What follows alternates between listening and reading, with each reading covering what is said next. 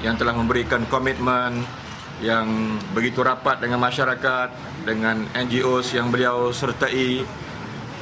Sekiranya diberikan peluang untuk mewakili rakyat, sudah tentu kita merasakan kita telah memberikan tawaran dan pilihan yang terbaik kepada rakyat di Tenang ini untuk memilih Cikgu Mala berbanding dengan seorang yang agak keberatan, yang terpaksa dipujuk untuk menjadi calon dalam PRK ini, yang sudah tentu memberikan kesan kepada pengundi-pengundi di sini. Terima kasih. Ada kita punya roadmap kita dan kita akan beritahu pada rakan-rakan media. Apa penggerahan yang dari Tunggu.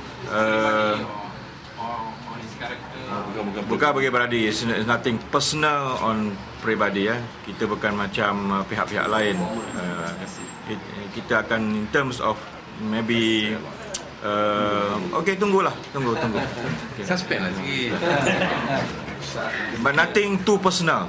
Just I pun dah beritahu yang awal dulu kita tidak akan mengadakan isu-isu yang terlalu personal. Okay.